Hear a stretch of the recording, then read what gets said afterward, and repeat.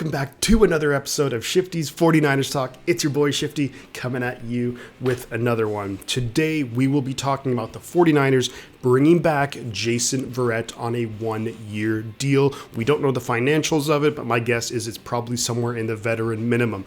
Before we delve into that, I just want to say a huge thank you to everyone who subscribed to the channel, who checks out the videos. It's been booming lately, and we've hit over 500 subscribers on the channel. It's just mind-blowing. I'm really humbled by it. I'm not going to ramble on about it, but I just want to say a huge thank you to all you guys, and this is the start of something which I think is going to be really big and really great. So yeah, stick around. It's going to be a whole lot of fun. Now let's get back to Jason Verrett. Well, we brought him in on a 1-year deal. I think this is a fantastic deal for both parties. Why is it a great deal for Verrett? Well, he now has a chance to maybe again prove himself.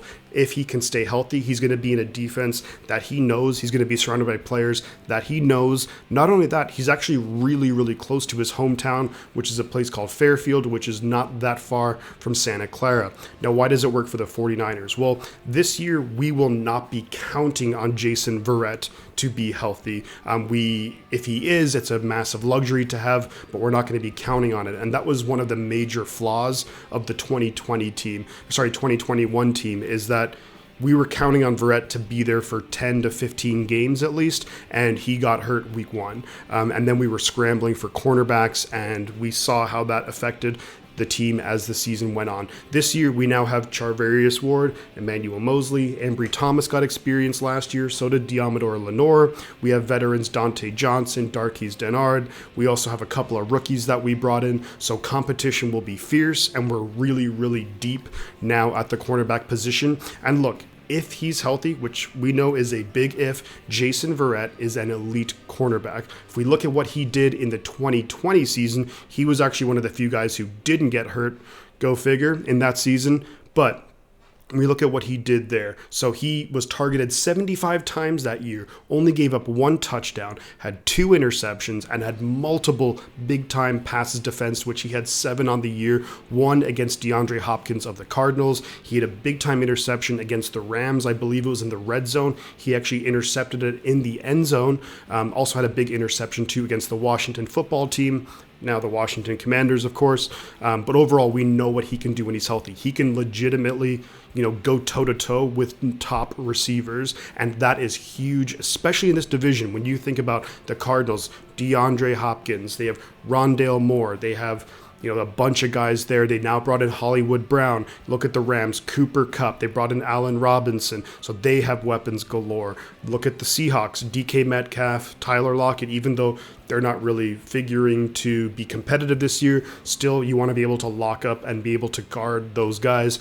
Jason Verrett can do that, and the big thing is we're not necessarily counting on him because we have quality depth, especially with Ward and with Mosley and Ambry Thomas. So overall, it's a win-win. If he gets hurt, which I really hope he doesn't, because man, this guy is so good when he's healthy, and it's just a bummer how his career has gone, because in his second year when he was drafted by the Chargers, he was a Pro Bowler, and we just know what he can do. So look, not only for the sake of the 49ers, but I just hope for him he can get healthy, maybe earn himself a little bit of a payday next offseason, and really just be able to get through a season. And so those are really my thoughts there. I think it's a cheap 1-year deal, and to me personally, I don't think the 49ers are done yet. I would myself like to bring back Jaquiski Tartt.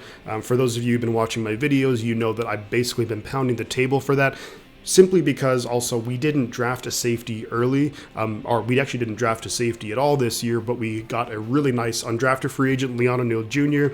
But overall, I'd like to bring back Tartt just with the chemistry and everything. But I think our secondary is looking really good. Super happy about that. In terms of upcoming videos, I want to move on to that. I'm still working on my project, which is the documentary based on the Mike Nolan era of the 49ers. That'll be my primary focus unless other big news occurs regarding the 49ers. So I'm going to leave it there, guys. I've got 2 things to say. The butt counts, and I'm going to catch y'all on the flip side.